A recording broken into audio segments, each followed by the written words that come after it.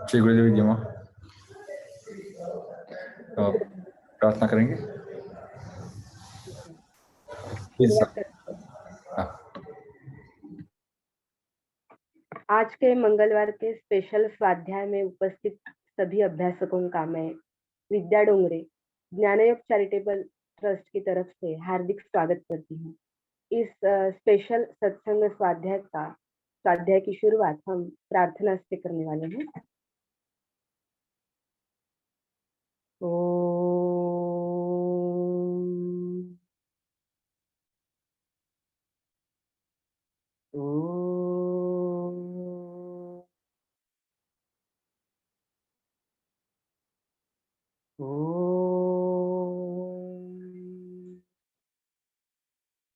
वक्रतुंड महाकाय सूर्यकोटि समप्रभ निर्विघ्नं कुरु मे देव सर्वकार्येषु सर्वदा। या कुन्देन्दु तुषारहार धवला या शुभ्रवस्त्रावृता या वीणावरदण्डमण्डितकरा या श्वेतपद्मासना या ब्रह्माच्युत शङ्कर प्रभृतिभिर्देव्यैस्तदा वन्दिता।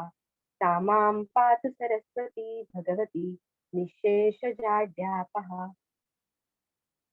गुरुर्ब्रह्मा गुरुर्विष्णु गुरुर्देवो महेश्वरः गुरु साक्षात् परब्रह्म तस्मै श्री गुरवे नमः। हरि ओम। श्री गुरुभ्यो नमः। हरि ओम। जय गुरुदेव। आप सभी को मेरा सादर प्रणाम।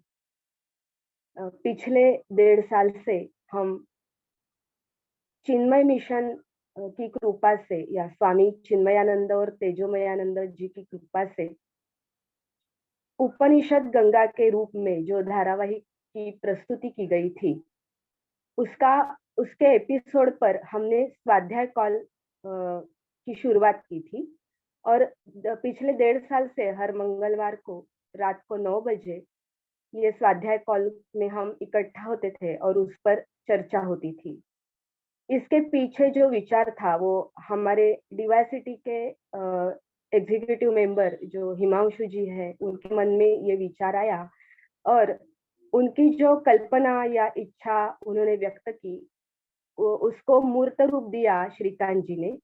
तो श्रीकांत जी से हमने ये स्वाध्याय में उपनिषद गंगा पे जो एपिसोड होते थे उसके बारे में कुछ गाइडेंस उनका हमें मिलता था और हमारे पार्टिसिपेंट्स जो इस कॉल में रहते थे उनका भी सहयोग यहाँ इस चर्चा में होता था।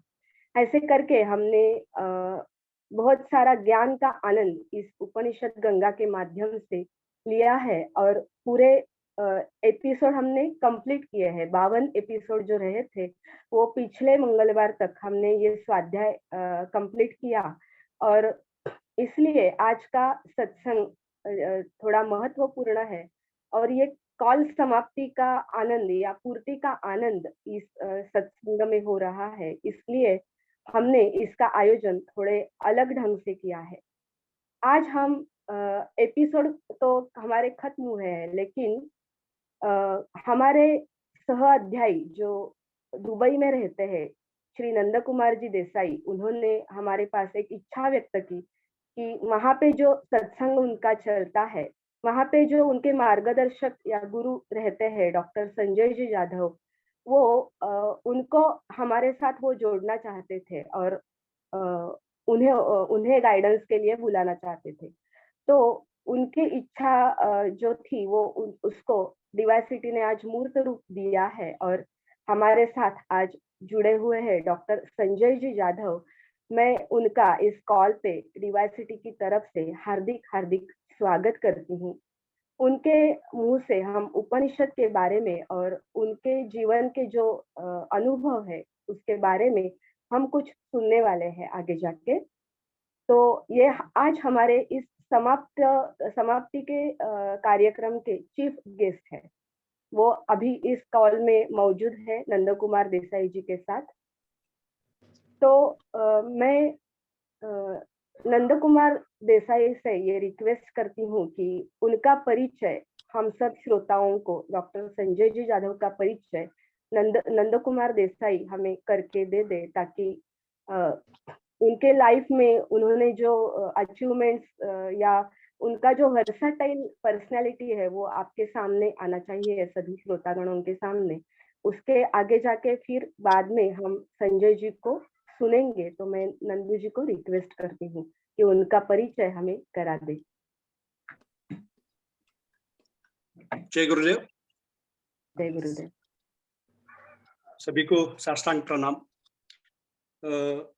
विद्या ने बहुत अच्छा इंट्रोडक्शन दे दिया, तो डॉक्टर संजय जी का स्वागत करते हुए उनकी तरफ से थोड़ी सी माफी चाहता हूं मैं, क्योंकि उनकी परमिशन के बगैर उनके बारे में कुछ बोलने जा रहा हूं।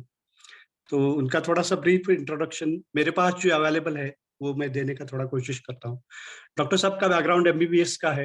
एमबीबीएस के बाद उन्होंने एमएस किया है जनरल सर्जरी में। उसके बावजूद भी बाकी सारे क्वालिफिकेशन भी है डॉक्टर साहब की, जिसमें एमबीए है, पोस्ट ग्रेजुएट डिप्लोमा है फॉरेन ट्रेड में, और खास करके एमए मास्टर ऑफ आर्ट्स जिसमें है फिलॉसफी में है, एमए हिस्ट्री में है, इकोनॉमिक्स में है, इंग्लिश लिटरेचर, उसके बावजूद मराठी लिटरेचर में भी उनकी एमए है। डॉक्टर साहब ही work as a surgeon and assistant professor also in medical college. 1989 का आईएएस बैच में डॉक्टर साहब सिलेक्ट हुए थे।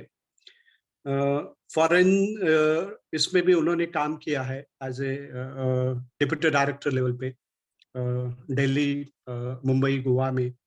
और 1996 के से लेके डॉक्टर साहब चीफ एग्जीक्यूटिव ऑफिसर और बोर्ड ऑफ डायरेक्टर एक यहाँ दुबई में स्थित कंपनी में है। तो ये थोड़ा सा उनका लौकिक की थोड़ा परिचय जो मुझे पता है वो थोड़ा सा मैं बताया। बाकी जैसा हम लोग अभी स्टडी कर रहे हैं अध्यात्मा के बारे में, और उसके बावजूद जितना मेरा परिचय आता है, काफी सारे मैं लेक्चर्स वगैरह डॉक्टर साहब के अटेंड किए हैं। और फिलहाल तो अभी हमारा वीकली चिन्मय स्टडी ग्रुप से भगवद गीता का अध्ययन चलता रहता है। तो उसमें हर वीक हम लोग 2-2 श्लोक अभ्यास के लिए लेते हैं, और उसमें डॉक्टर साहब का मेनली डिस्कोर्स रहता है at the end of session. Every week 2 hours का सेशन हमारा चलता रहता है। उसके बावजूद ब्रह्मसूत्र सूत्र का हम लोग अध्ययन कर रहे हैं। ब्रह्मसूत्र में 555 सूत्र है, और 555 सूत्रों में खाली अभी तक 4 ही सूत्र हो गए, जिसका हमें कम से कम 28 लेक्चर का लाभ हुआ है डॉक्टर साहब का। खाली अभी तक हम लोग 4थे सूत्र पे ही है। उसके बावजूद डॉक्टर साहब की विवेकानंद के ऊपर व्याख्यान माला चल रही है, एवरी संडे को अवेलेबल है। इसके पहले भी इन्होंने डॉक्टर साहब ने विवेकानंद के बारे में बताया गया।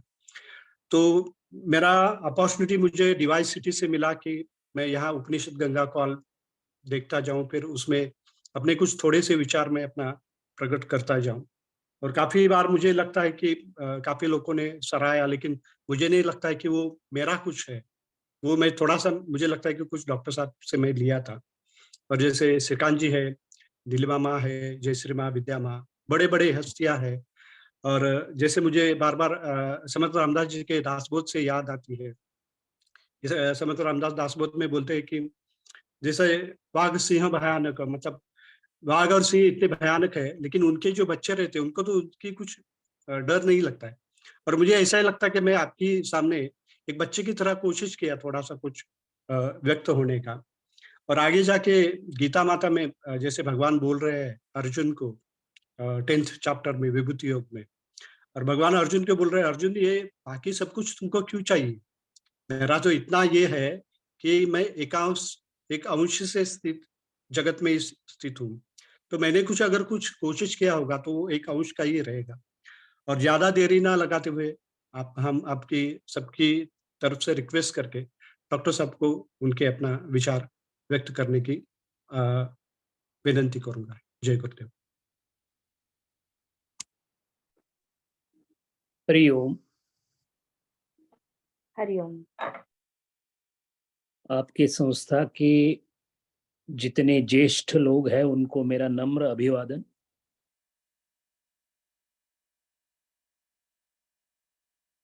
मेरी पहचान जरूर कराई गई है, पर मैं खुद की पहचान में कई सालों से लगा हूं और मुझे बिल्कुल संकोच नहीं होता है आपके सामने ये बताने के लिए कि मैं इतनी योग्यता नहीं रखता हूं कि मैं आपके सामने उस विषय के बारे में कुछ इतनी अधिकार वाणी से बात करूं जिसके बारे में बात करने से बड़े बड़े ऋषि भी कतरा जाते हैं। और रही पांडित्य की बात, तो कबीर महाराज ने बहुत अच्छी तरह से फरमाया है कि पंडित और मसालची, मसालची यानी जो हाथ में मशाल पकड़ता है अंधेरे को दूर करने के लिए, पंडित और मसालची दोनों सूझे नाही, औरन को करे चांदना, खुद अंधेरे माही। तो ऐसी पंडितों की तो हालत होती है। तो जो भी बात मैं करने जा रहा हूं वो संप्रदाय की बात है, वाणी मेरी होगी, मुख मेरा होगा, बातें उनसे आएगी और बात उन्हीं की होगी, क्योंकि ये शब्द का मामला है। उपनिषद, वेद, वेदांत शब्द की एक ऐसी पहल है कि जिसमें मनुष्य का गंतव्य स्थान निश्चित है। और वैसे तो कहने के लिए खाली शब्द है, सबद सबद हर कोई कहे, सबद के हाथ न पाओ, एक सबद औषध करे, एक सबद करे घाव। तो ये उपनिषद के जो शब्द हैं, ये अगर उस तरीके का घाव कर गए आपके मन पे, तो जो विचारों की धारा होगी, उस धारा से उत्पन्न होने वाला जो ज्ञान है वो अमूल्य है। इसकी ज्यादातर भनक भी बहुसंख्य लोगों को नहीं होती। आप देखिए, जहां तक कर्म करने का सवाल हो, तालियां बजानी हो, आरती उतारनी हो, मंदिर जाना हो, तीर्थ क्षेत्र तीर्थाटन करना हो, तो हमें कुछ करने मिलता है और करने में हमारा ज्यादा जी लगता है। ये बिल्कुल ही कुछ ना करते हुए केवल, जैसे आचार्य शंकराचार्य बताते हैं, केवल और केवल विचारों के द्वारा और कुछ ना करके, केवल और केवल विचारों के द्वारा विचारों का ही द्वंद्व करके, शब्दों के अर्थ को पकड़ के उस चोटी पर पहुंचने का जो प्रयत्न है, जो अंतिम सत्य को आलिंगन देने की बात है, उसी को उपनिषद रास आता है।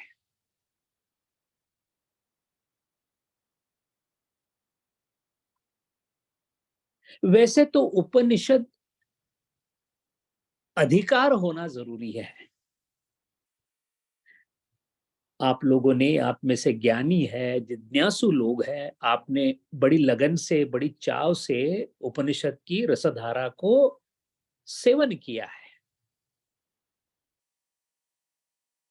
लेकिन उपनिषद ये हमारी गंतव्य स्थान का कौन सा पड़ाव है? एक तो बात ऐसी है कि अगर मैं उठूं और मेरी 7-8 साल की उम्र में जाके किसी पीएचडी के क्लास में बैठ जाऊं, अब तो वो विशारदों का वर्ग है।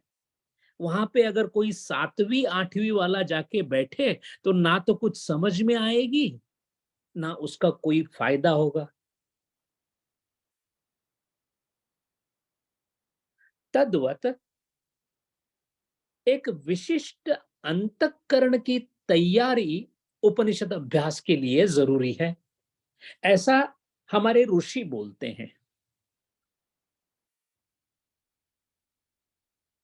आपने सुना होगा, बहुत सारे लोग अध्यात्म को एक छंद या हॉबी की तरह लेते हैं। ऐसे ही कहीं बीच में उठ जाएंगे और बोलेंगे कि मैं ध्यान में बैठने वाला हूं, मैं आजकल ध्यान करता हूं। तो ये सारी चीजें हमको ये बतलाती है कि इसमें जो गांभीर्य चाहिए, जिस गंभीरता की जरूरत है, उस गंभीरता से विषय को अपनाया नहीं गया। उपनिषद यानी श्रुति, वेदांत, इसको माथे पे रखना कोई ऐरे गहरे का काम नहीं है। तो ये कौन सा अधिकार है कि जिसकी वजह से हम ये बोल सकते कि चलिए आज मैं उपनिषद की पढ़ाई के लिए अधिकारी बन गया।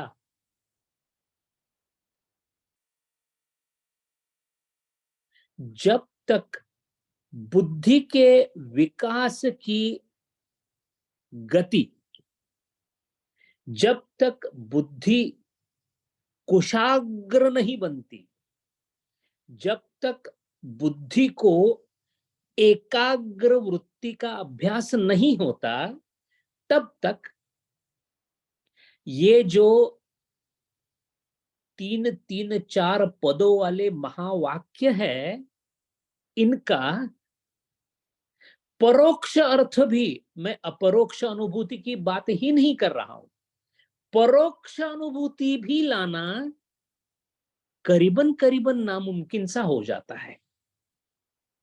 ऐसे क्यों है? ऐसे इसलिए है कि अगर आपको सूरज के प्रकाश को पकड़ के उसको परावर्तित करना है, तो आपके पास आईना होना जरूरी है।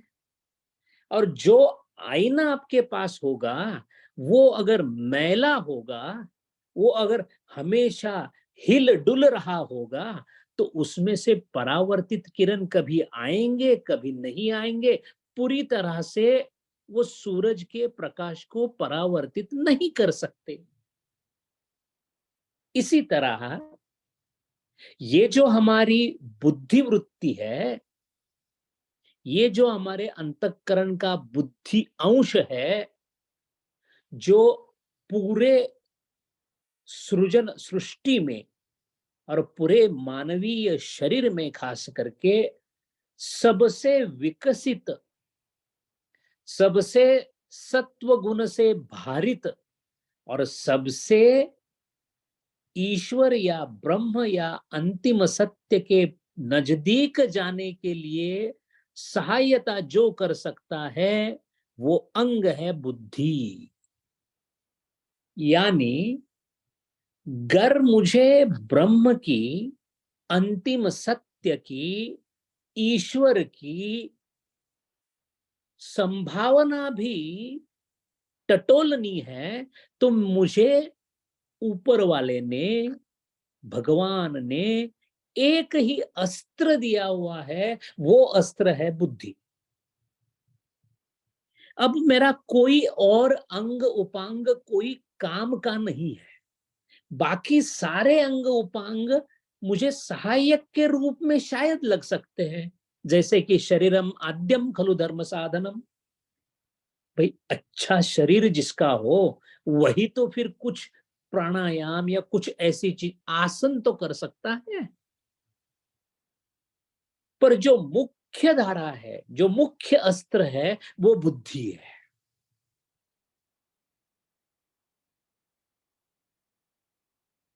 एक सूफी ने बहुत खूब कहा है कि मैं आईना हूं, अक्स और शख्स तू है। मैं आईना हूं, अक्स और शख्स, बिंब और प्रतिबिंब, अक्स और शख्स तू है, मैं गायब हूं, तू आपके रूबरू है।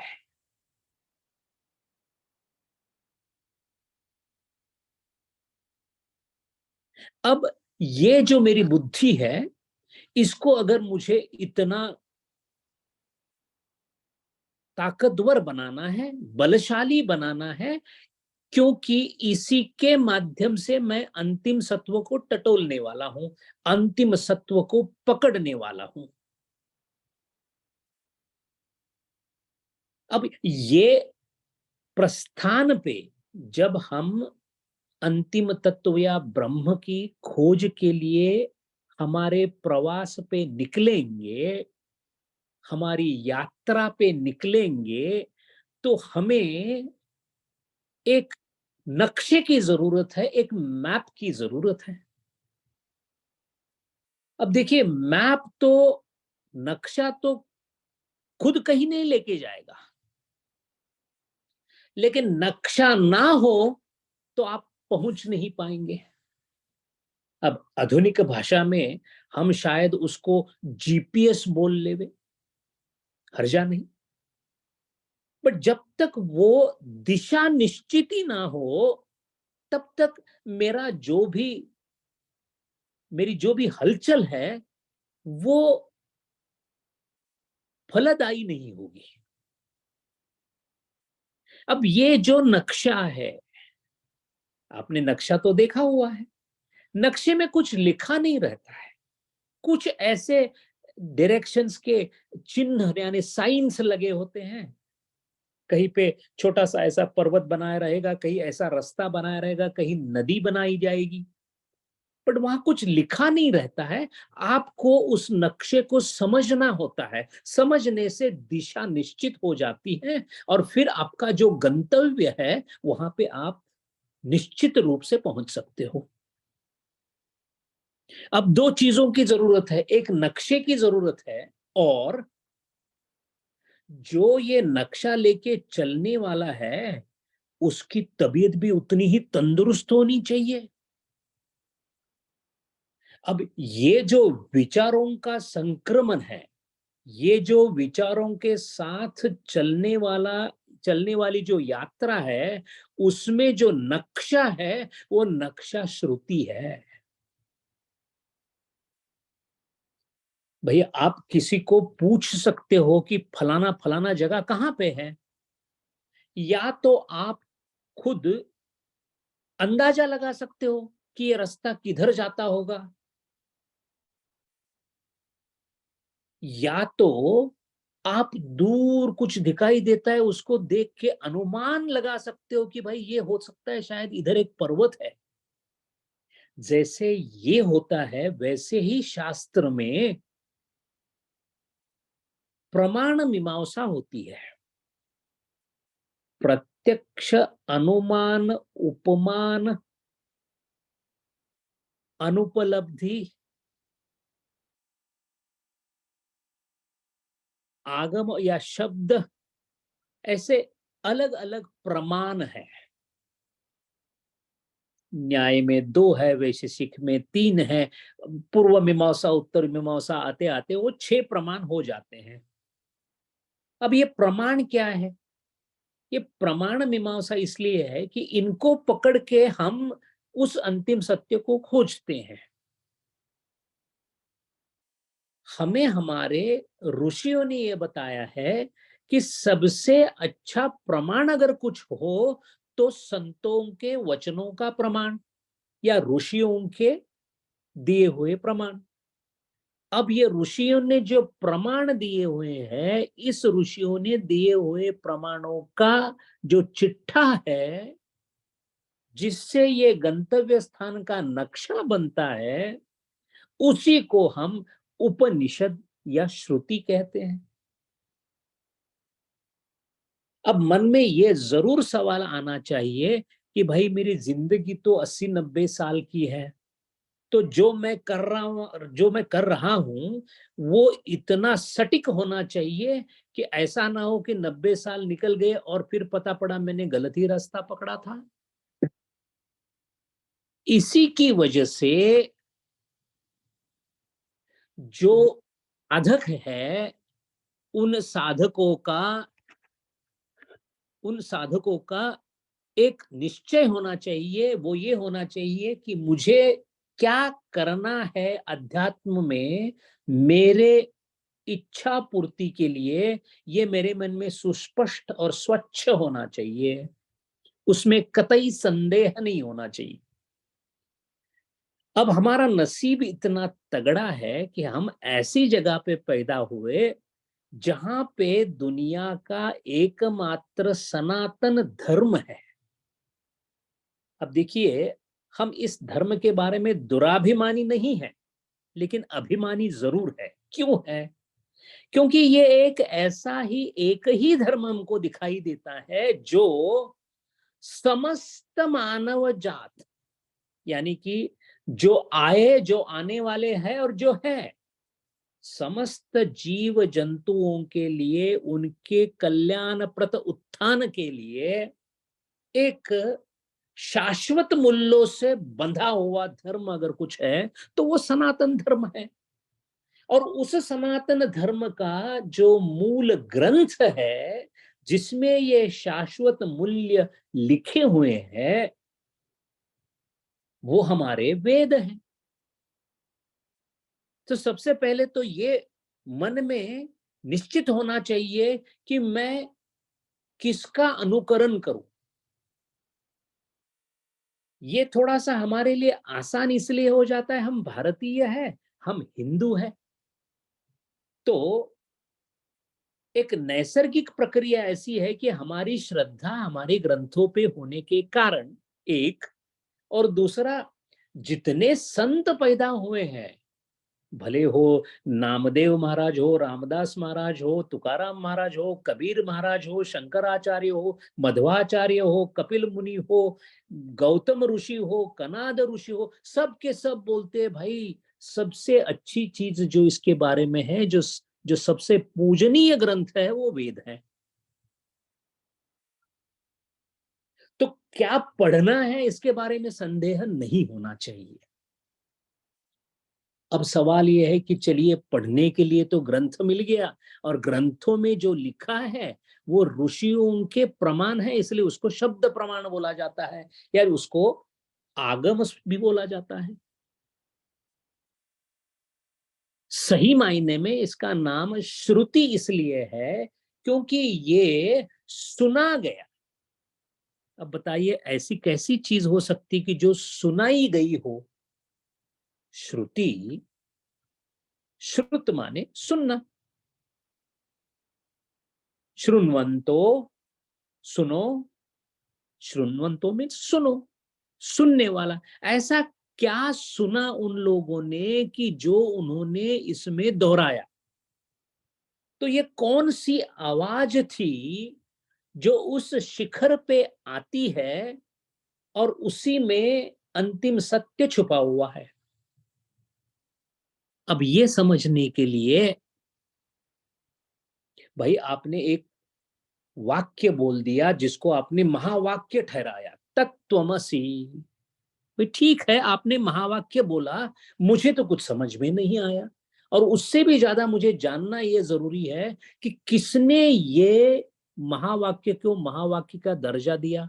क्योंकि हमको तो उसका मतलब इतना ही निकलता है कि तू वही है, दाऊ आर्ट दैट। इसमें दाऊ कौन है, दैट कौन है, आर्ट क्या है, तत् कौन है, त्वम कौन है, असी क्या है? अब यहां पे ये जानना जरूरी होता है कि अगर इनको, ऋषियों को इतना अंतिम सत्य पता पड़ गया था, तो उपनिषद को बकायदा जैसे हम आपसे बात कर रहे वैसे लिख लेते कि भाई फलाना फलाना ब्रह्म का स्वरूप है, ब्रह्म ऐसा है, ब्रह्म वैसा है, जो हमें समझ में आए। पर ऐसा तो किया नहीं उन्होंने। ऐसी क्या दुश्मनी थी ऋषियों की हमारे साथ कि इतना गूढ़ और गर्भित अर्थ वाली चीज लिखे, जिसको अंग्रेजी में इसोटेरिक नॉलेज बोलते हैं? तब ये पता पड़ता है कि मैं जब बात करता हूं तो मुझे मेरे अस्तित्व के बारे में कतई संदेह नहीं है। अभी मैं आपसे बात कर रहा हूं और मेरी पहचान भी कराई दी गई, डॉक्टर जादव।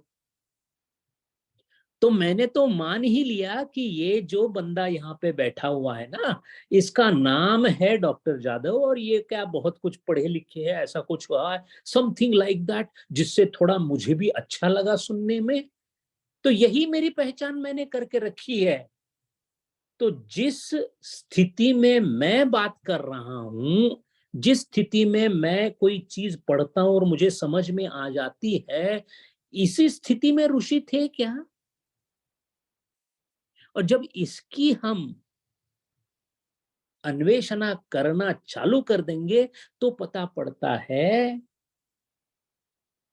कि हमारे व्यवहार का एक उदाहरण मैं आपको बताता हूं। मैं मेडिकल का पोस्ट ग्रेजुएट हूं।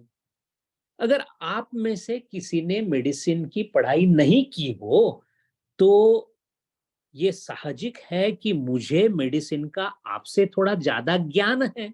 क्यों है? क्योंकि भाई मैंने मेडिसिन की पढ़ाई करी है। अब जो स्कूल गया ही नहीं, जिसने शालेय शिक्षण लिया ही नहीं है, उसके मायने में तो मैं ज्ञानी हो गया। अब ज्ञानी हो गया मतलब क्या है? मैंने मेरे बुद्धि का कुछ ऐसा विकास किया कि मुझे जो अनपढ़ है उससे चार चीजें ज्यादा समझ में आ गई। अब इतना तो हमारे समझ में आता है, व्यवहार की बात है। इसका मतलब बुद्धि का विकास जैसे जैसे होता जाएगा, वैसे वैसे क्या होगा?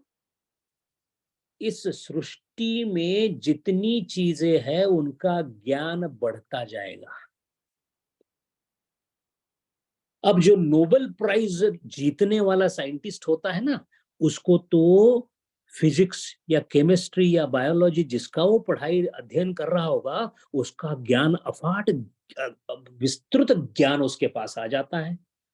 अब इसी शताब्दी के महान शास्त्रज्ञ आइंस्टाइन को ऐसी कुछ चीजें समझ में आ गई जो आम आदमी को अभी पढ़ने में भी दिक्कत होती है।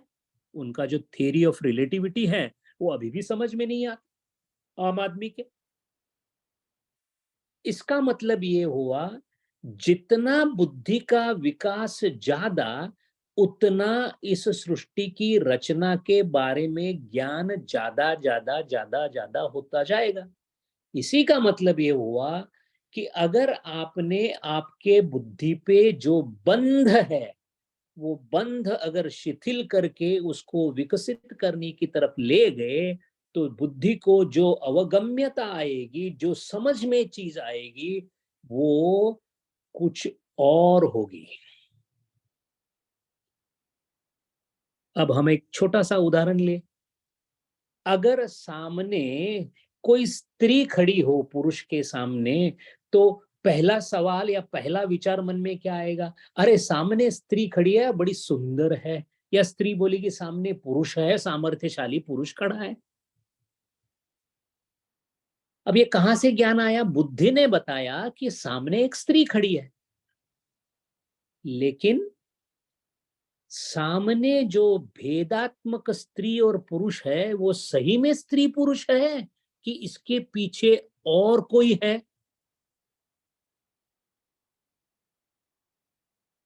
एक सूफी संत ने बहुत अच्छी तरह से कहा है, मैं ख्याल हूं किसी और का, मुझे सोचता कोई और है। सरे आईना मेरा अक्स है। इन द मिरर, मतलब आईने में मेरा प्रतिबिंब है। सरे आईना मेरा अक्स है, पसे आईना कोई और है। वो मिरर के पीछे कोई और है। अब हम जब देखें तो हमें भेद नजर आते हैं, और ऋषि देखेंगे तो विवेकानंद स्वामी जी को सब माताएं नजर आती थी। अब हमारी बुद्धि में तो वो स्त्री नजर आ रही है, विवेकानंद महाराज की बुद्धि में तो वो चैतन्य नजर आ रहा है। तो ये नजर नजर में जो फर्क है वो कहां से आया? वो उस बुद्धि विकास का द्योतक है। अब ये बुद्धि विकास करना कैसे है?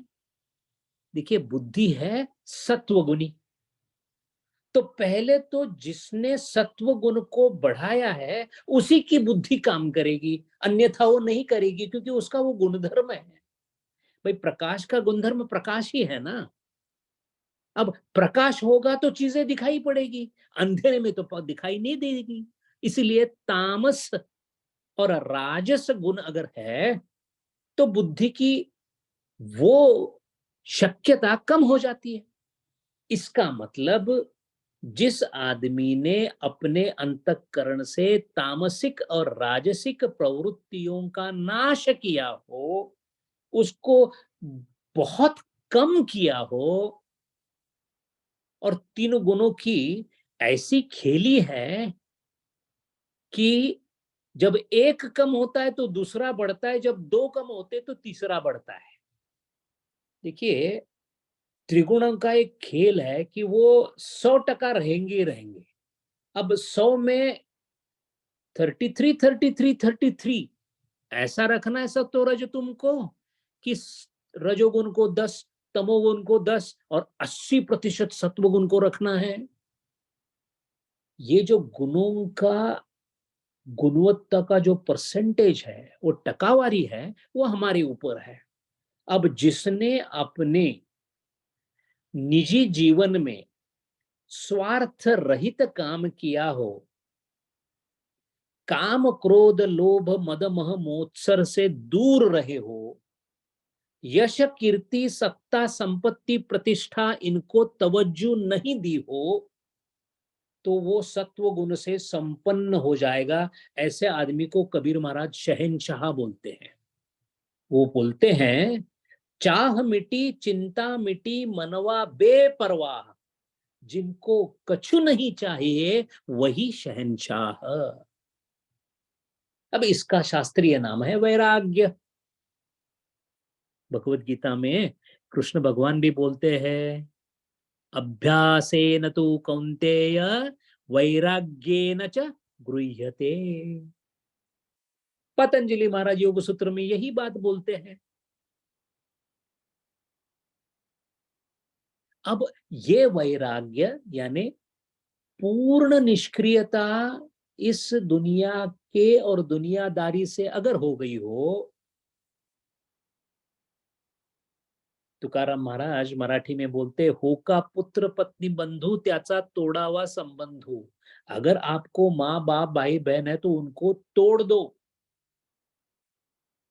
इसका लक्षणार्थ मतितार्थ ये है कि जिनका जग से नाता लगा है वो फिर उपनिषद की ओर नहीं जा सकता, और जाएगा तभी समझ में नहीं आएगा, और आ भी गया तो भी उसकी अपरोक्षानुभूति में उसका रूपांतरण नहीं हो सकता।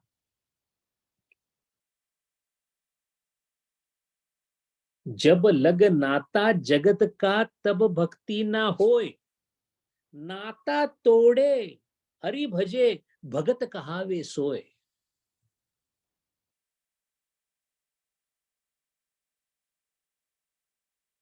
अब अगर किसी ने अपने चित्त से मल और विक्षेप नाम के दो दुश्मनों का नाश किया, इन दो दुश्मनों का नाश मतलब ही तम और रजस गुण को कम करके सत्व गुण को बढ़ाया,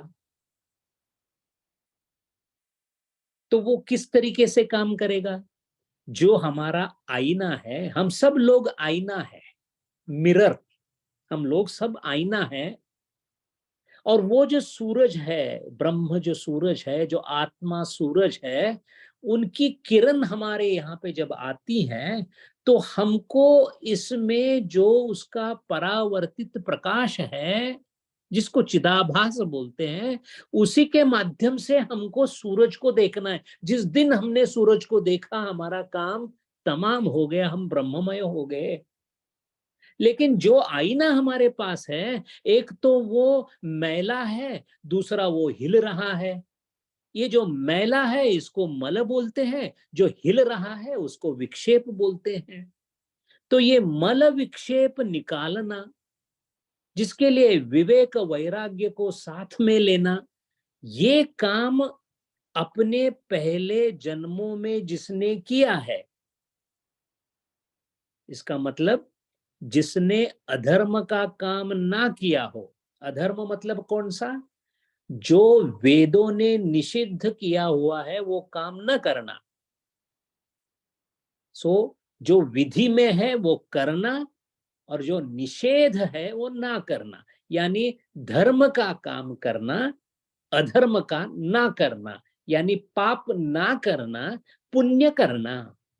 इससे क्या होता है, पुण्य करने से फिर राज मिलता है, लक्ष्मी मिलती है, ये बात सही है, लेकिन पुण्य का वो मतलब नहीं है। पुण्यात्मक कार्य करने से, वेद विहित कर्म करने से, और काम्य यानी इच्छा से किया हुआ काम ना करने से, जिसमें स्वार्थ ना हो ऐसा काम करने से, वैष्णव जन तो तेने कहिए पीर पराई जाने रे, इस भाव से जो इस दुनिया में रहता है, उसको ऊपर वाला एक बढ़िया तरीके की गिफ्ट देता है, भेंट वस्तु देता है, जिसका नाम है सत्वगुण। अब वो सत्वगुण एक या दो जन्मों में तो नहीं, क्योंकि वासनाओं को मारते मारते, इच्छाओं को कम करते करते, फिर जब ये परिस्थिति आती है कि सत्वगुण अति भारित हो जाता है, तो ऐसे व्यक्ति को अंदर से इतना वैराग्य पैदा होता है कि वो दुनिया से परान्मुख हो जाता है और अंतिम सत्य की ओर प्रस्थान के लिए सिद्ध हो जाता है। ऐसा जो चित्त शुद्धि किया हुआ साधक जो सिद्ध हो गया अंतर प्रवास के लिए, वो उपनिषदों का अधिकारी है।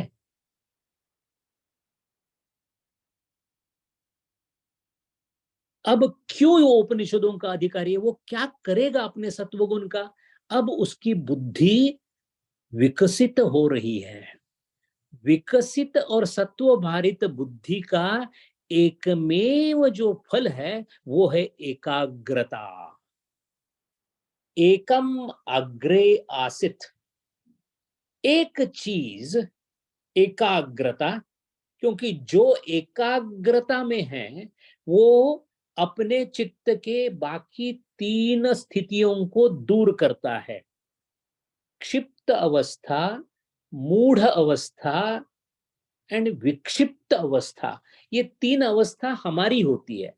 हमारा मन ना एक जैसे ये होता है ना, बटरफ्लाई होता है ना, वैसे पंखुड़ी की तरह इसमें इस फूल से उस फूल पे, उस फूल से उस फूल पे, ये मन चंचलता से भरा हुआ है हमारा।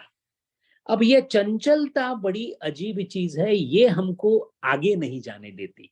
तो इसीलिए जिसने चांचल्य पे मतलब विक्षेप पे विजय प्राप्त की हो, ऐसा जो मन है वो व्युत्थान नहीं होता।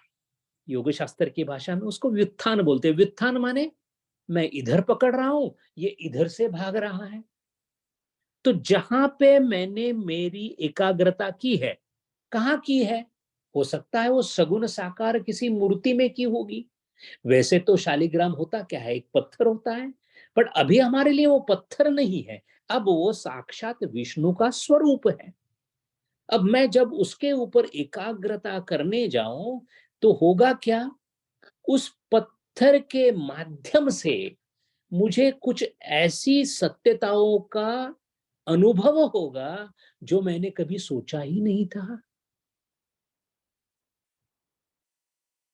अब इसके आगे जो कहानी होती है वो राजयोग में अच्छी तरह से वर्णन किया गया है। देखिए, जो ज्ञान प्राप्ति करने के लिए उत्सुक है उसको ज्ञाता या प्रमाता बोलते हैं, और जो विषय आपके सामने है वो विषय के प्रति, वो विषय दूसरा है समझ के हम पहले सामने जाते हैं। देखिए, राम भगवान की मूर्ति हमने सामने रखी या विष्णु भगवान की रखी, तो हमको मन में संदेह नहीं होता कि मैं डॉक्टर जादव हूं और वो राम की मूर्ति है। लेकिन जब एकाग्रता चालू हो जाती है, तब मुझ में जो डॉक्टर जाधव नाम का सब्जेक्टिव पर्सन है, वो धीरे धीरे धीरे धीरे उस मूर्ति की तरफ प्रसरण करता जाता है। मुझ में जो चैतन्य बसा हुआ है, वो चैतन्य धीरे धीरे मेरे एकाग्रता के मार्फत जो मेरा ध्येय है, उस ध्येय के चैतन्य के साथ मिलाप होने के लिए नजदीक नजदीक जाता है।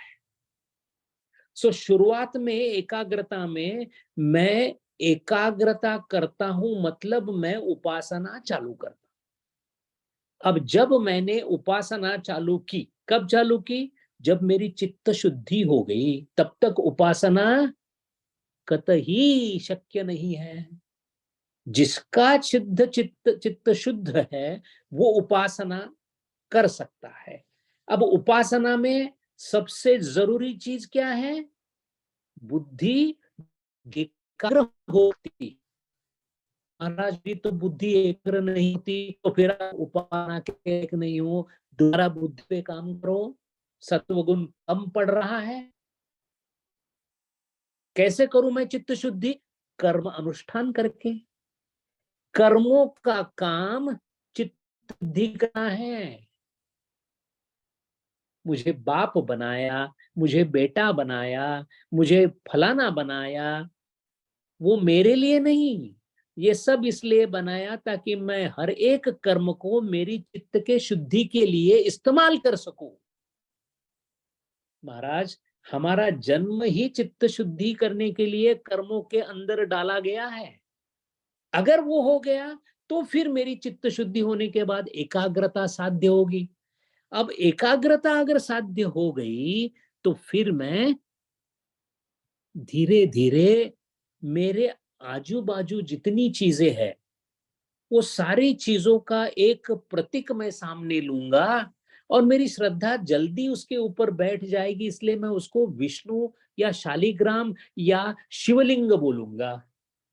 अब उसमें जब मैं एकाग्रता से मेरी कोई भी अंदर की अंतःकरण की वृत्ति बाहर ना जाने दूं और पूरी की पूरी तैल धारावत अगर मैं मेरे इप्सित यानी ध्येय के ऊपर रखूं, तो ये एकाग्रता जो है वो मुझे 3 चीजों में मदद करती है।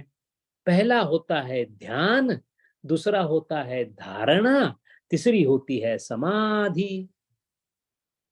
अब क्या है, ये तीनों को मिला के जो नाम दिया गया है, पतंजलि महाराज ने दिया है, उसका नाम है संयम। हमारी भाषा में संयम शब्द किसी और चीज के लिए, भाई थोड़ा संयम रखो बोलते हैं, वो संयम का गलत अर्थ है। संयम का शास्त्रीय अर्थ है ध्यान अधिक धारणा अधिक समाधि एक समयावच्छेदे, at one point of time.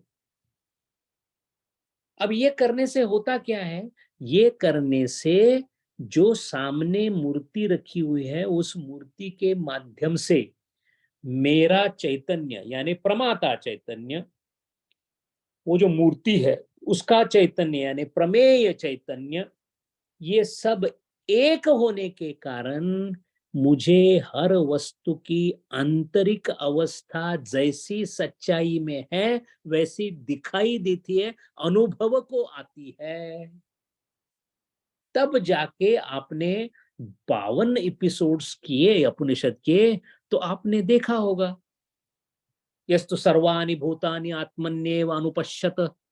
अभी यस्तु सर्वाणि भूतानि, सब चीजों को आत्मा है ऐसे ही जो देखता है,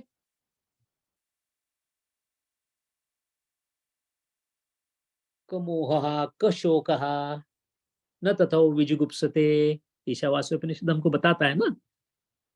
अब ये हो गया कि उसको अभी ना नारी दिख रही है, ना नर दिख रहा है, ना आदमी दिख रहे हैं, ना पेड़ दिख रहे हैं। तुकाराम महाराज बोलते हैं वृक्षवल्ली अमहा सोयरी। अब तो पेड़ भी हमारे हो गए। अब पेड़ों में और हम में फर्क ही नहीं है, आदमियों में हम में फर्क नहीं है। फर्क मिट जाता है। दिल का भेद मिटावे अवधू अच्छी करनी कर ले तू, डाली फूल जगत के माही रहने वाला तू का तू। कबीर महाराज हमको बताते कि सब चैतन्य है। चोरों के संग चोरी करता, बदमाशों में भेड़ो तू, चोरी करके जो पकड़ावे पकड़ने वाला तू का तू। इंस्पेक्टर भी चैतन्य है, चोर भी चैतन्य है, चोरी भी चैतन्य है। चैतन्य का इंद्रियों के द्वारा सदुपयोग या दुरुपयोग अलग बात है। भाई पिताजी ने पैसे दिए 4 बच्चों को, एक ने उसमें जुआ खेला, एक ने उसमें पढ़ाई की, उसमें पिताजी का कोई दोष नहीं है। वैसे चैतन्य हर जगह पे एक ही है। कबीरा कुआं एक है, पानी भरे अनेक, भांडे में ही भेद है, पानी सब में एक। तो ये जो महाभाग है, जो ऋषि है, जो मुनि है, जब ये अपने संयम के मार्फत, ध्यान धारणा समाधि के मार्फत जब समाधिस्थ हो जाते हैं, पहले तो वो आलंबन के साथ करते हैं, तो वो सभी यानी संप्रज्ञात समाधि में जाते हैं।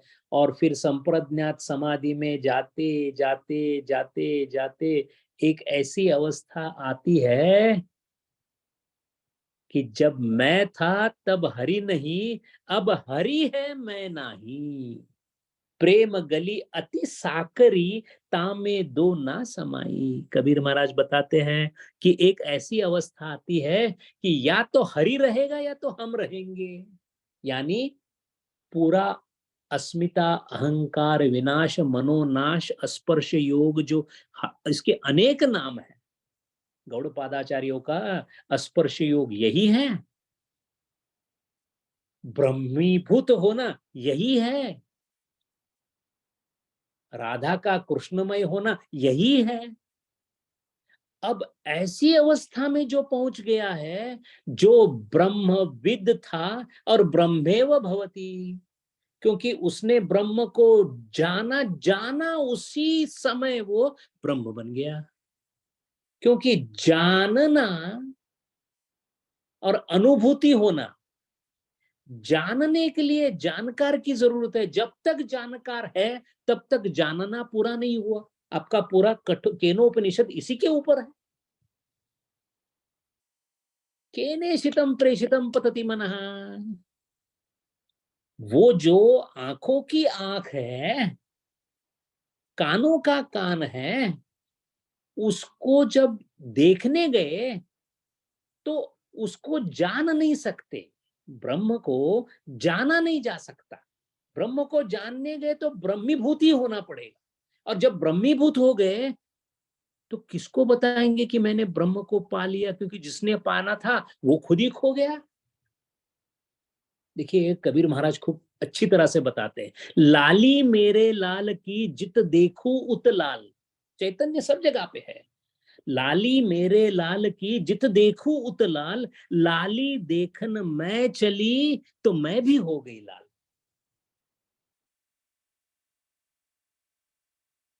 जैसे रामकृष्ण परमहंस महाराज हमको ठाकुरदा बताते हैं कि एक नमक की गुड़िया बनाई और उसको समुद्र में डाला, और फिर हम उसको ढूंढने गए तो कहाँ मिलेगी, कहाँ मिलेगी महाराज, वो गुड़िया खत्म हो गई, वो समुद्रमय हो गई। इसलिए राधा बताती है, प्रीतम को पतिया लिखूं जो होवे विदेश। प्रीतम को पतिया लिखूं जो होवे विदेश, मन में तन में नयन में ताको कहां संदेश। राधा बताती है कृष्ण भगवान अंदर है, मेरी आंखों में है, मेरे तन में है। अब इनको मैं कैसे बुलाऊं, क्योंकि मैं कृष्णमय हो गई। अब इस अवस्था में वो बताती है, मेरे तो गिरिधर गोपाल दूसरो न कोई। ये इसलिए नहीं बता रही थी कि मेरे को कोई और पसंद नहीं आता, ना ना ना ना। जिधर देखूं उधर बस वो ही वो है, दूसरो न कोई, द्वैत खत्म हो गया। अब ऐसे स्टेज पे, ऐसी स्थिति में जो ऋषि है, उन्होंने अपनी समाधि अवस्था में जिस सत्य का आविष्कार हुआ उस सत्य को बताने के लायक भी वो थे नहीं, क्योंकि वो अपने ऐसी अवस्था में थे जिसमें उनको खुद को खुद के बारे में पता नहीं था। देह तादात्म्य में शून्य हो जाता है, और देह तादात्म्य में शून्य होने के बाद ना कुछ बोलेंगे हम, वहां को खुद हमारी खबर नहीं आती। ये अवस्था है, सूफियों ने बताई है। जब ये लोग उस समाधि अवस्था से नीचे उतरे, तब उन्होंने जो सत्य का आविष्कार देखा, अनुभूति की, उस आविष्कार को उन्होंने बताना चालू किया समस्त जन कल्याण के लिए। अब आप एक उदाहरण ले लीजिए, आपने आम खाया और इतना अच्छा लगा, इतना अच्छा लगा, आप कैसे बोलोगे? आप बोलोगे आ। अब ये हा है क्या? ये कोई शब्द तो है नहीं। अब ऐसे ही उद्गार इन ऋषियों के जब उस अवस्था से निम्नतर अवस्था में आते गए, प्रतल में आते गए, और जैसे उन पानी निकले, उस उखरिए जो उद्गार निकले, उस उद्गारों का नाम उपनिषद है। तभी तो वो हमको इतने दुरापास्त लगते हैं समझने के लिए, क्योंकि उन्होंने देखा कि तत्त्वमसि और इधर बोल दिया। अब हमको उसका अर्थ समझने के लिए इतनी मजमारी करनी पड़ रही है, क्योंकि हम देख रहे हैं सामान्य प्रतल से और ऋषि बोल रहे हैं ऊंचाई से। समर्थ बहुत अच्छी तरह बोलते हैं रामदास महाराज, दास डोंगरी राहतो जत्रा देवाची पाहतो। वो तो वहां खड़े हैं और वहां से उन्होंने बताया। अब वेदांत प्रस्थान त्रयी में सबसे महत्व का प्रस्थान अगर कुछ हो तो वो है उपनिषद। क्यों? क्योंकि वो श्रुति प्रस्थान है, वो श्रुति प्रस्थान है, गीता स्मृति प्रस्थान है, और जिनके बारे में पूज्य विचार उपनिषद के बारे में बताए गए वो ब्रह्मसूत्र, उसका जो है वो मीमांसा है, न्याय प्रस्थान बोलते हैं उसको। लेकिन सारे तत्व ज्ञान का मूल अगर कुछ है तो वो है उपनिषद। इसलिए उपनिषद पढ़ते वक्त ये ध्यान में रखना पड़ेगा, ऐसे ऋषियों ने बोला हुआ है कि अथा तो ब्रह्म जिज्ञासा, ब्रह्म की जिज्ञासा के लिए उपनिषद में जो जो बताया गया है, जिसका अर्थ दुरापास्त होने के कारण उसको सुस्पष्ट और सरल करने के लिए जो ब्रह्मसूत्र लिखा गया, जो समझ में नहीं आता है इसलिए शंकराचार्य ने शंकर भाष्य लिखा, जो समझ में नहीं आता है इसके लिए जिसके ऊपर टीका लिखी गई, जो समझ में नहीं आती जिसके ऊपर पंजरी लिखी गई। अब ये ऐसी पूरी धारा है, किसको कितना समझ में आएगा? जिसका जितना अधिकार है उसको समझ में आ जाएगा। अब संहिता, ब्राह्मण, ये दो ही चीजों को इतना महत्व आ गया था कि मंत्र ब्राह्मणो यो वेद नाम अधेयम, मतलब ये खाली संहिता ब्राह्मण ही ये वेद है। आरण्यक उपनिषद को तो अनर्थक्य, यूजलेस स्टेटमेंट्स करके बाजू रखा था। अब इन सारी चीजों को एक जगह पे रखने के लिए अभी इन्होंने एक ऐसा चीज निकाला कि शंकराचार्य जैसे व्यक्ति ने, पहले गौड़पादाचार्य, फिर शंकराचार्य, और फिर उसके बाद जितने शंकराचार्य हो गए, सबने उपनिषद को एक ऐसी ऊंचाई पर लेके गए कि जिस ऊंचाई से उपनिषद का अध्ययन, उपनिषद की जो महती है, उसको उसकी जगह पे आचार्य ने पहुंचाया। तो इसलिए ये तो बड़ी खुशी की बात है कि करीबन 52 हफ्ते से उपनिषद की जो पढ़ाई है आपके यहाँ पे चल रही है।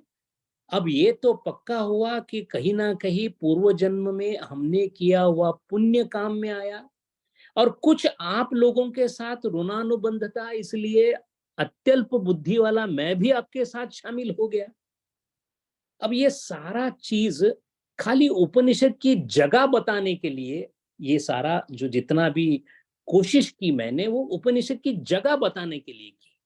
अब उपनिषद है क्या, उनको किस तरीके से पढ़ाया जाता है, किस तरह से पढ़ा जाता है, हर एक ऋषि ने इसके ऊपर अपने क्या क्या विचार प्रकट किए हैं, इसमें जो तत्व ज्ञान का भाग है जिसको हम सद वस्तु मीमांसा बोलते हैं या अंग्रेजी में मेटाफिजिक्स बोला जाता है, जो दुनिया का सबसे बेहतरीन आविष्कार है उपनिषद, उसके बारे में तो बहुत कुछ लंबा बोला जा सकता है।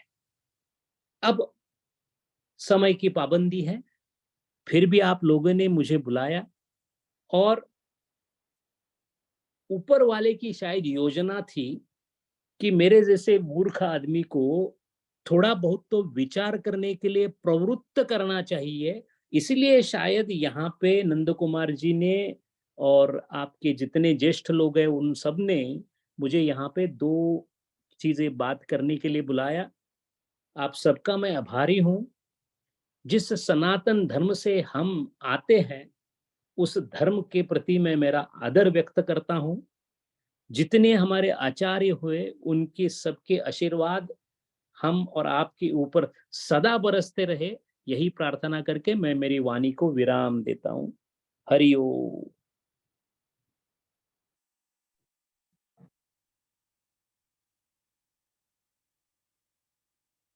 बहुत बहुत धन्यवाद संजय जी। आपको सुनते हुए हमारी बुद्धि हर वक्त एकाग्र हो रही थी और उपनिषद की जगह जो आपने बताई है वो हमको हमारे अंदर की तरफ या हमें अंतर्मुख कर गई है।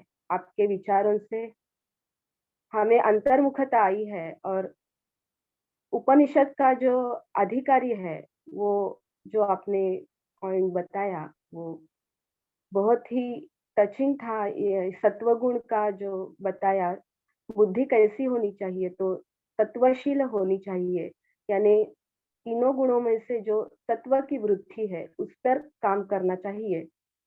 सत्वगुण के प्रभाव से हमारी बुद्धि सामर्थ्यशाली बन जाएगी और उस अंतिम सत्य को टटोलने के लिए तैयार हो जाएगी। ये सत्वगुण का प्रभाव है। और आपने स्पिरिचुअलिटी के पीछे जो साइंस है या साइंटिफिक स्टेप्स है वो बहुत अच्छी तरह से हमें समझाई। उपनिषद का अधिकारी होना ही कितना मुश्किल है या हमारे मन और बुद्धि के ऊपर हमें कितना काम करना चाहिए, ये आपको सुनने के बाद पता चल गया।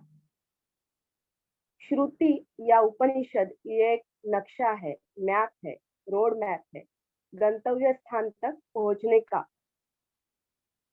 ये और कबीर जी के दोहे आपने सुना है या सूफी संत के रचनाएं आपके व्याख्यान में बार बार आपने वो बता रहे थे सूफी संत के, तो उस पर अभ्यास करने की चाह मन में पैदा हुई।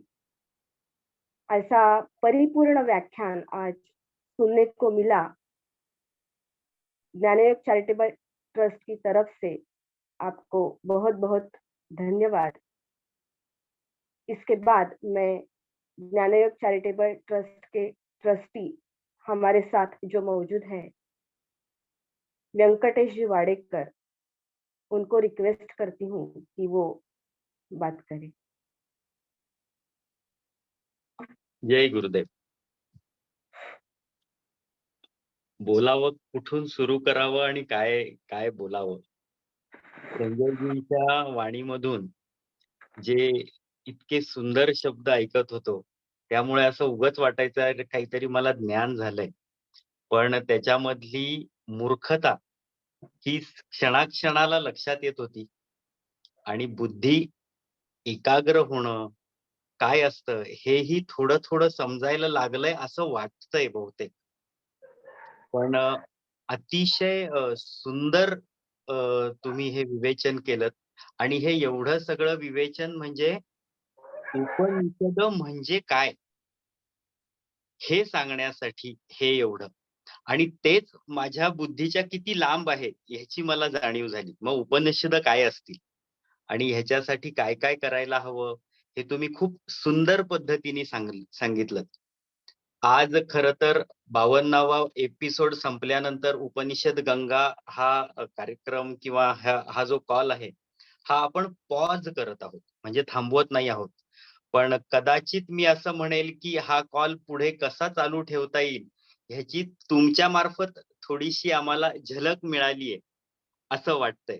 तर ते नंदूजींशी मी स्पेसिफिकली थोडंसं वेगळं बोलेल या विषयावर. काहीतरी माझ्या डोक्यात आलेलं की हे जो आजचा कॉल झाला असा महिन्यातला एखादा जरी आपल्याला करता आला एखाद्या मंगळवारी, तर मी तुम्हाला अतिशय अशी मनापासून विनंती करतो की तुमचं बोलणं आणि हे ऐकणं आम्हाला किमान महिन्यातून एकदा तरी विनंती करतो मी की तुम्ही येऊ शकलात तर खूप खूप बरं होईल. आम्हाला सर्वांना ते आवडेल. पण कशा ह्याच्यातल्या टेक्निकल गोष्टी काय ते नंदूजींशी बोलेन आणि मग आपण हे ठरवू शकतो. खरं तर आजचा हा सांगता समारंभ आहे की त्याच्यामध्ये सांगायचं तर हिमांशूजींचं म्हणजे कुशाग्र बुद्धी, या कुशाग्र बुद्धीतून त्यांना ही सुचलेली गोष्ट की आपण दरवेळेला अरे ह्या मंगळवारी काय घ्यायचं, पुढच्या मंगळवारी काय घ्यायचं, ह्याचा सतत विचार करत आम्हाला की काय काय घेऊया असा विचार यायचा. मग सुचलं अरे ह्याचेच 52 एपिसोड आहेत उपनिषद गंगेचे. तर हे त्याच्या डोक्यामध्ये हे सुचलं आणि हे त्याने ते एक्झिक्यूट केलं, की त्याची क्षमता त्याच्यामधली. So thank you so much Himanshu कि आपने इतना सुंदर कुछ तो सभी लोगों के लिए दिया और आज उसका सांगता समारंभ में भी लोगों को बहुत ही सुंदर कुछ तो सुनने मिला. तो वो एक चीज है. या सगळ्यांमध्ये मी विद्यमानचे सुद्धा खूप आभार मानतो.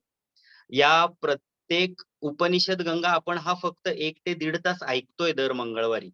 पण ह्याच्या मागे किती कार्य होतंय, किती मोठं काम होतंय.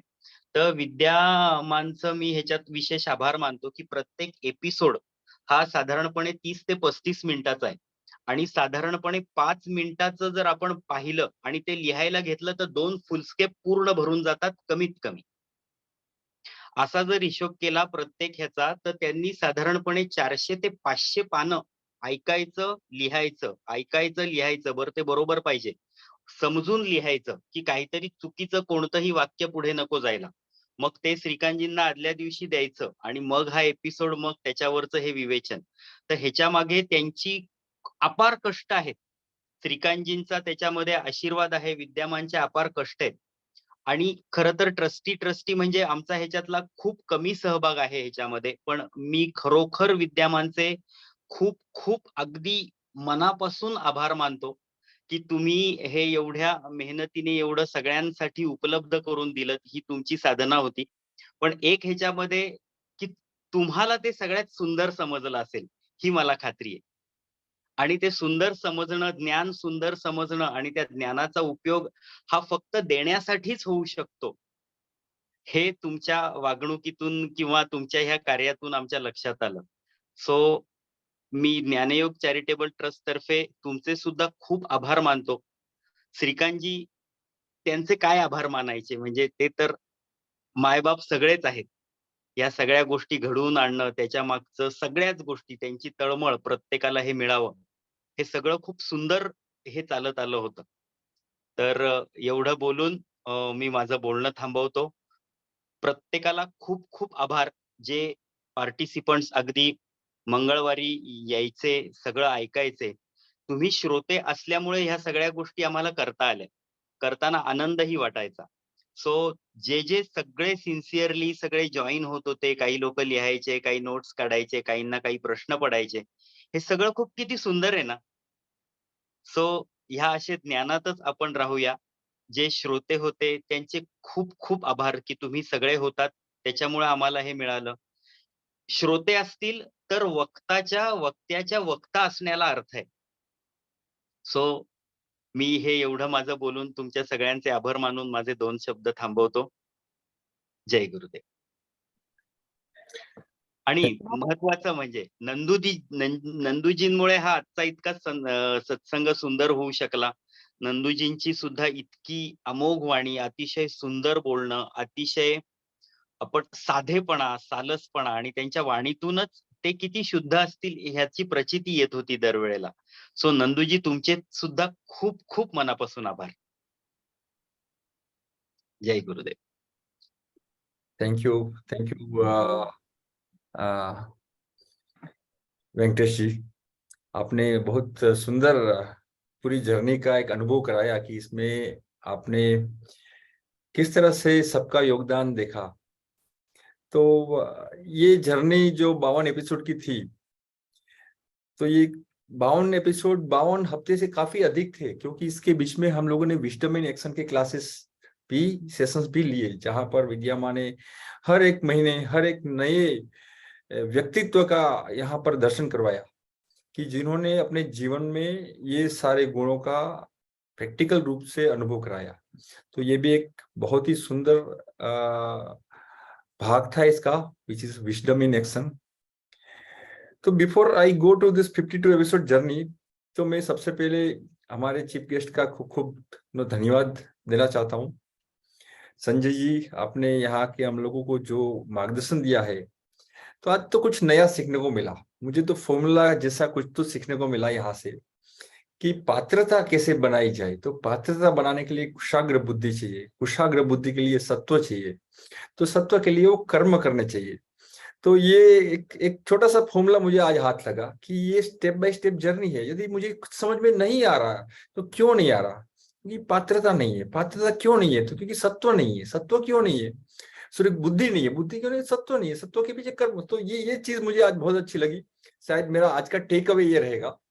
तो ये बहुत मुझे अच्छा लगा। Thank you. और शायद ये सुन के लग रहा है कि और भी बहुत कुछ आपसे सीखना है। तो नंदू जी के माध्यम से आपसे हम जुड़ना चाहेंगे अलग अलग तरीके से। तो जरूर और भी उपनिषद के बारे में और उसको जीवन में कैसे ला सकते हैं प्रैक्टिकली, तो इसके ऊपर हम अभ्यास करना चाहेंगे। और जैसे आपने बताया कि ये शायद पूर्व जन्म की कर्म ही है कि हम यहाँ सब जुड़े हुए हैं। और यहाँ पर मुझे बार बार श्रीकांत जी के और या तो जीएसएस की जो बातें याद आती है कि एवरीथिंग इज मास्टर प्लान। क्या 1 साल पहले 1.5 साल पहले जब हमने शुरू किया था, तो ये विचार आना हमारे मन में कि ये ऐसा कुछ करना चाहिए, तो ये किया हम लाए हैं या आ गया? तो वो अपने आप में एक मास्टर प्लान का भाग था। वो विचार आया। विचार आने के बाद ये 52 हफ्ते या तो 1.5 साल तक इसकी सातत्यपूर्ण तरह से हम लोग उसको कंटिन्यू कर पाए। और इतने सबके बिजी स्केड्यूल में सब लोगों ने ये समय निकाला। वो समय निकलना भी एक अद्भुत चीज है मेरे लिए। तो क्योंकि हमारे पास 1000 एक्सक्यूज होते हैं अलग अलग काम करने के लिए, बट इसके लिए हर बार हमने समय निकाला। तो मुझे तो बहुत आश्चर्य होता है कि कुछ अच्छा काम शुरू करते हैं तो सारी शक्तियां खुद ही खुद उसको सपोर्ट करने के लिए खड़ी हो जाती है। एंड आई स्टार्टेड बिलीविंग कि समय सबके पास है, बस प्रायोरिटाइजेशन की कमी है। तो समय की कमी जो पहले कभी हुआ करती थी, उसकी अभी कमी महसूस नहीं होती कि समय है। कोई मानता समय है क्या है? नो। सो ये एक बहुत बड़ी चीज है कि मेरे जीवन में समय की वृद्धि हो गई। समय मिल रहा है हर जगह सही काम करने के लिए। और ये पूरा इस स्वाध्याय सत्संग और इतने सारे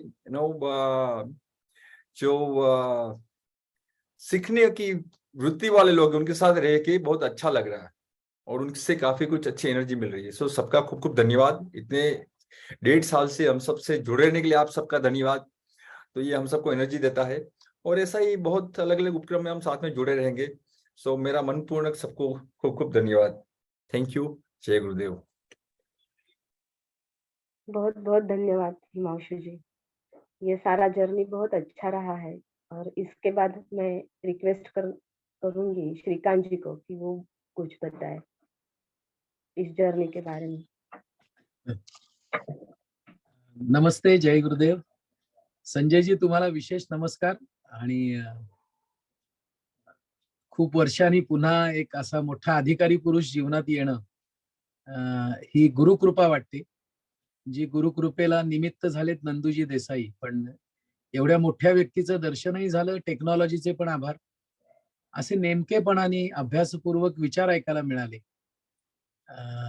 मला सारख्या गुरुकृपा हा शब्द येतोय, कारण वैयक्तिक कुठलाही अधिकार नाही, काही कष्ट त्याच्या मागे नाहीत, आणि तरी सुद्धा इतकी मोठी व्यक्ती आपल्याला उपलब्ध होणं ही, किंवा ह्या अभ्यास प्रक्रियेमध्ये उपनिषदांचा स्पर्श होणं, अनेक गुरु जीवनात येणं, हे काय माझ्या वैयक्तिक कुठल्या प्रयत्नांमुळे घडलंय असं नाही वाटत.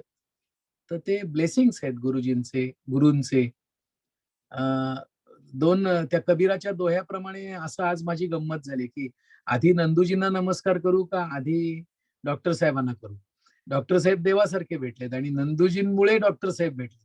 त्यामुळे नमस्कार माझा पहिला कबीराप्रमाणेच नंदूजींनाच आहे, की त्यांच्यामुळे देव भेटल्यासारखं आज झालं.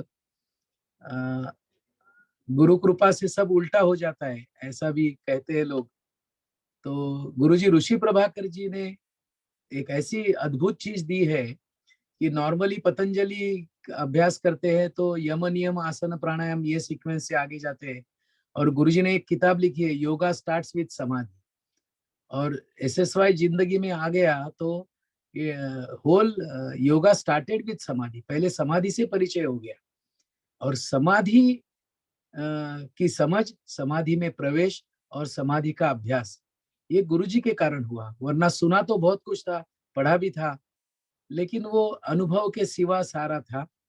गुरुजी के कारण और समाधि का प्रत्यक्ष अनुभव के कारण, उसके अभ्यास के कारण संजय जी आज जो भी बोल रहे थे वो अंदर जा रहा था पूरा डायरेक्ट. बीच में बैरियर्स नहीं थे, फिल्टर्स नहीं थे. ये गुरु कृपा है. फिर से बुद्धि का वरदान नहीं है, लेकिन फिर भी उपनिषदों का सत्संग मिल रहा है, ज्ञानियों का मिल रहा है. इसका भी जवाब वही आता है कि गुरु कृपा. तो मुझे ऐसा एक भी जीवन का कोई अंग नहीं लगता है जहां गुरु कृपा या गुरु का स्पर्श नहीं हुआ है. तो बार बार थैंक्स आते हैं, तो थैंक्स भी आ रहे हैं क्यों? गुरु कृपा की वजह से आ रहे हैं. वरना ऐसे तो हम इतने थैंक्स इजीली बोलने वाले थे नहीं, ये मुझे पता है. तो इस कॉल की वजह से, मतलब ये उपनिषद गंगा की वजह से डॉक्टर संजय जाधव, नंदूजी देसाई है, नीलिमा पारखी है, विद्यामा है, जैसे ज्ञान के उपासक मिले. और आज तो एपिटोम था, आज का जो सुनने को मिला ना, that was the cream, ultimate था. फिर हिमांशु जी है, विजयानंद जी है, वेंकटेश, संजीव है, मंगेश, सुरेंद्र, ये कर्म और ज्ञान के उपासक मिले. ये इनका सब रोल कैसे था? कर्म भी था, ज्ञान भी था, दोनों था इसमें. और सौरभ है, मनोज है, विनोद है, प्रवीण जी है, ऐसे बहुत है. मतलब ये भक्ति और ज्ञान के उपासक मिले. लेकिन ये कुछ भी हो, इसमें क्लैरिटी कैसी होनी चाहिए, ये आज संजय जी से पता चल गया कि अगर मैं ज्ञान मार्ग वाला हूं तो जरूरी नहीं ज्ञान मार्ग में ही रहूं, मैं भक्ति और कर्म का भी ज्ञान के लिए इस्तेमाल कर सकता हूँ. ये त्रिगुणों का खेल उन्होंने बहुत अच्छी तरह से समझाया. और फिर से nowhere to go, nothing to achieve, या डिजायरलेसनेस और फियरलेसनेस, ये अलग एंगल से आज पता चल गए. ये आज जो हमने सुना है ना, ये बचकानी बातें नहीं थी, ये बहुत गहरी बातें थी. इसके पीछे डॉक्टर साहब की उपासना भी है, डॉक्टर साहब की साधना भी है, डॉक्टर साहब की तपश्चर्या भी है. और सबसे बड़ा है उनका जो गुरु जो भी हो गए ना उनके, वो उनकी गुरु की कृपा है जो उनके मुख में से बरस रही थी, बाहर आ रही थी. अब ये कितने भी समय तक हम बोल सकते हैं, लेकिन मैंने हिमांशु जी को रिक्वेस्ट की थी कि अभी सभी के प्रति अगर ज्ञान योग ट्रस्ट तरफे अगर कुछ एक्सप्रेस करना है तो क्या है, तो एक ही लाइन में है, धन्य भाग सेवा का अवसर पाया. तो मैं चाहूंगा कि हिमांशु जी वो सुर संगम में ये बहुत बढ़िया गीत है, उसका एक स्टांजा तो कम से कम हमें सुनाए. और यही हम कहना चाहते हैं डॉक्टर साहब को भी, नंदू जी को भी, सभी इस कॉल पर उपस्थित ज्ञानियों को भी, सीकर्स को भी. तो संजय जी से स्पेशल थैंक्स, नंदू जी को भी स्पेशल थैंक्स. विद्यामा ने तो पूरा ये उन्हीं ने चलाया था.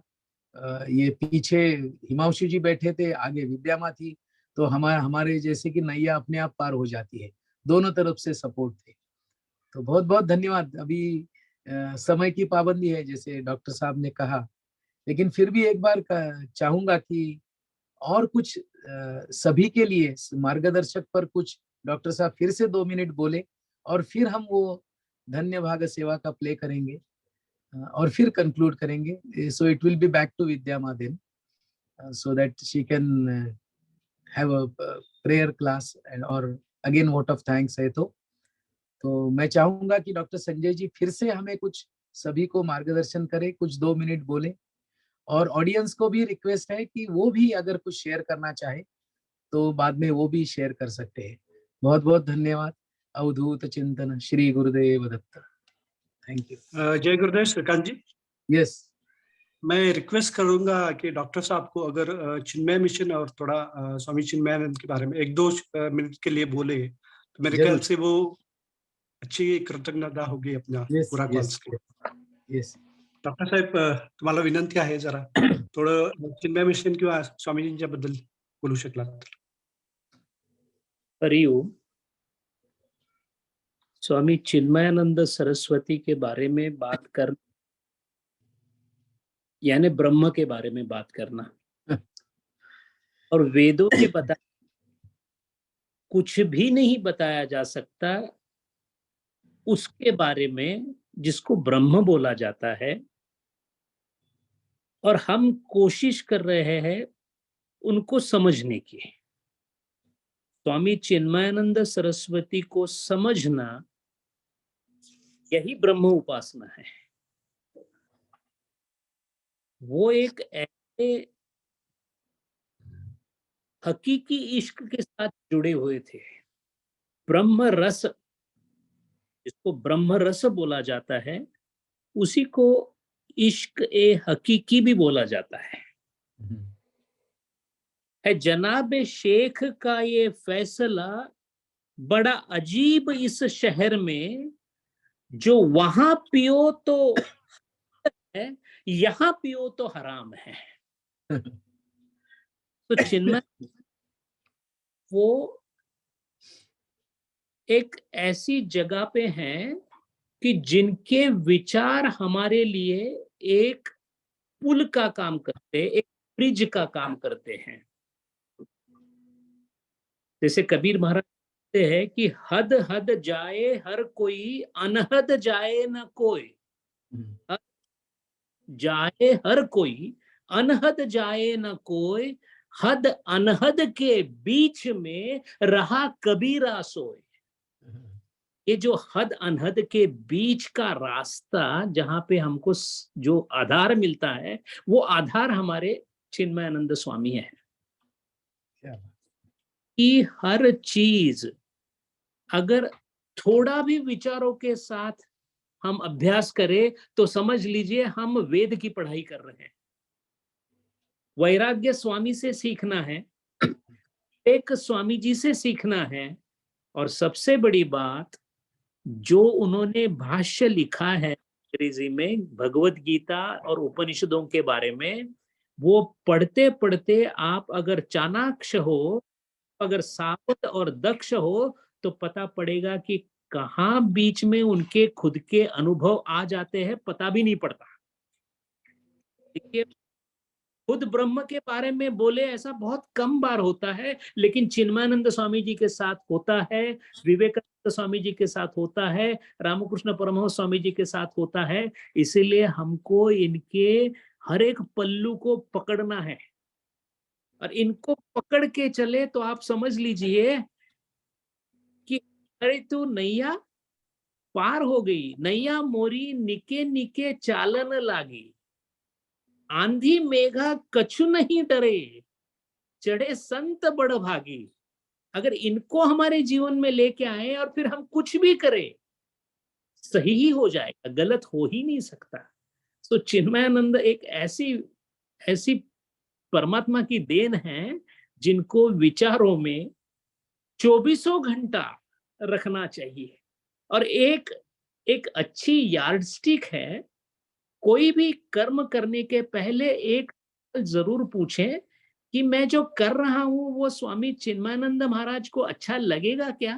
अगर ना है मत करो, जवाब ना है तो आपने धर्म का काम कर ही डाला. तो वो हमारे लिए एक बैरोमीटर है। तो बस यही चाहता हूं कि उन्हीं की कृपा आशीर्वाद है कि देखिए कहाँ से कहाँ उन्होंने सिखाई गई उपनिषद के स्फूर्ति के द्वारा निकला हुआ उपनिषद 50-60 लोगों को खोपोली आसपास के एरिया में इकट्ठा करके लाता है और फिर उनको उपनिषद की गंगा में सचैल स्नान करवाता है। ये खाली स्वामी जी की कृपा है और कुछ नहीं। आई से सब होत है, बंदे से कछु नहीं। सब होत है से कछु नहीं, कहो कहीं कुछ किया तो तुम ही थे मुझ। हरि क्या ओम। वाह, हरि अद्भुत अद्भुत।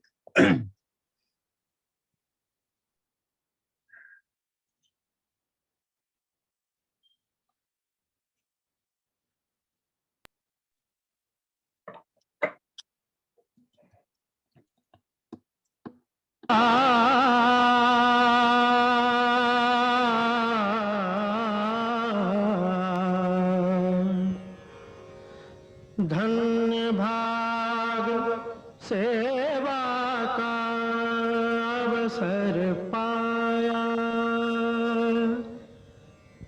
धन्य भाग सेवा का अवसर पाया पाया, धन्य भाग सेवा का अवसर पाया पाया, धन्य भाग सेवा का अवसर पाया, चरण कमल की धूल बना मैं, चरण कमल की धूल बना मैं, मोक्ष द्वार तक आया, धन्य भाग सेवा का अवसर पाया पाया, धन्य भाग सेवा का अवसर पाया।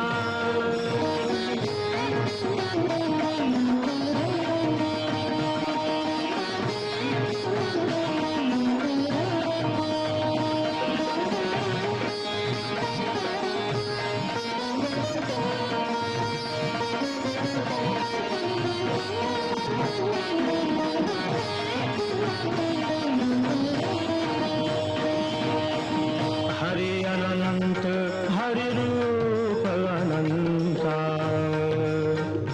आ, आ,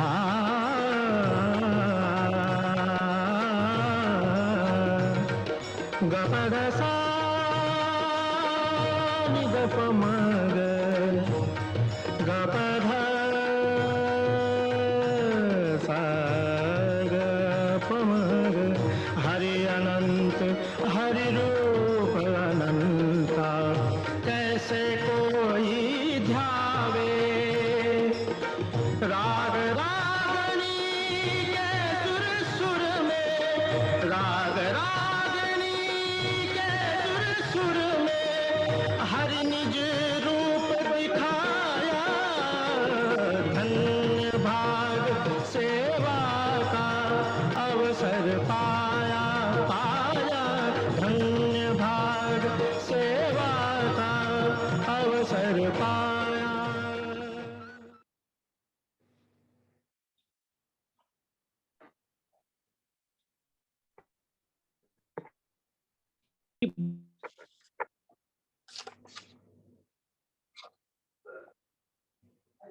विद्यमा बहुत ही बढ़िया रहा आज का सत्संग। अगर आप में से किसी को पार्टिसिपेंट को कुछ शेयर करना है तो अब हम कॉल ओपन करेंगे। आप आज के सत्संग के बारे में या आपके जर्नी के बारे में शेयर कर सकते हैं।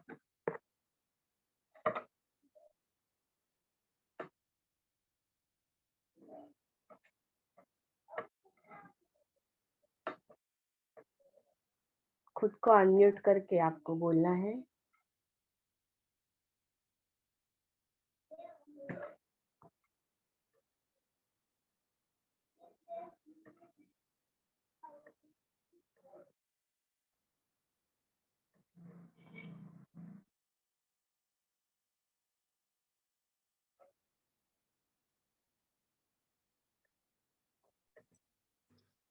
सगळे अवाक झालेत असं वाटतंय. सब निशब्द हो गए हैं. येस, कोई बात नहीं. मैं जो जो उपनिषद गंगा का व्हाट्सएप ग्रुप से, तो उसमें से अभी 1-2 दिन के लिए एडमिन परमिशन हटा दूंगा. सो जो भी पार्टिसिपेंट्स है वो अपने आप को व्यक्त कर सकते हैं और इस जर्नी का उनका जो अनुभव है वो सबके साथ शेयर कर सकते हैं. तो ताकि जो लोग इससे जुड़े हुए हैं, कुछ लोग कंटिन्यूसली जुड़े हुए हैं, कुछ लोग बीच बीच में जुड़े हुए हैं, उनको भी हम सबके अनुभव का प्रसाद मिल पाए, शायद उनको भी हम मोटिवेट कर पाए कि फिर से वो कहीं ना कहीं हम साथ के साथ जुड़ पाए. तो मेरा आप सबसे निवेदन है कि आपके अनुभव, आपके जो भी इस जर्नी का अनुभव है वो हमारे जो उपनिषद गंगा का व्हाट्सएप ग्रुप है वहां पर आप शेयर करें, तो दूसरे लोगों को हम शायद कुछ अलग तरीके से मददरूप हो सकते हैं. तो ये शायद हमारी तरफ से एक कृति भक्ति होगी, ऐसा मुझे लगता है. तो इसके साथ मैं आप सबसे परमिशन लेना चाहता हूँ कि ये आज का कॉल हम प्रेयर के साथ समाप्त कर सके और फिर आगे हम स्वाध्याय में कहीं ना कहीं किसी न किसी रूप से जुड़े रहेंगे. तो कुछ हफ्तों के लिए हम यहाँ पर ब्रेक लेंगे, उसके बाद फिर से कुछ नई सीरीज के साथ, कुछ नए विचार के साथ फिर से शुरू करेंगे. सबसे ये स्वाध्याय, ये सत्संग जारी रहेगा. जय गुरुदेव. जय गुरुदेव. प्रेयर बोलेंगे. ओम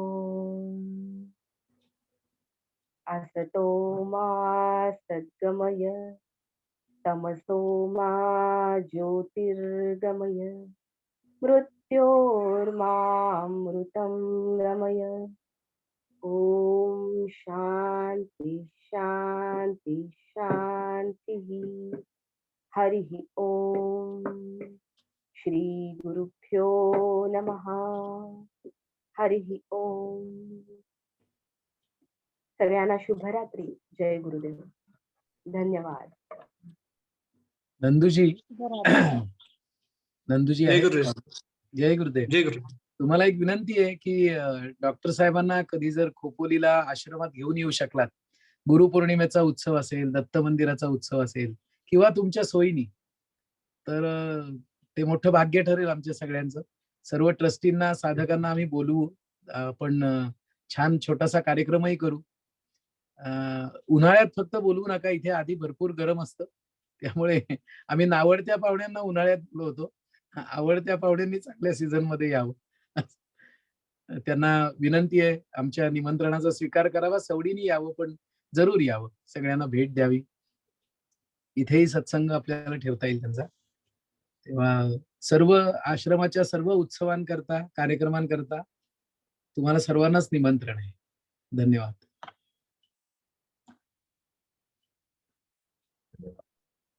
शुभरात्री. शुभरात्री.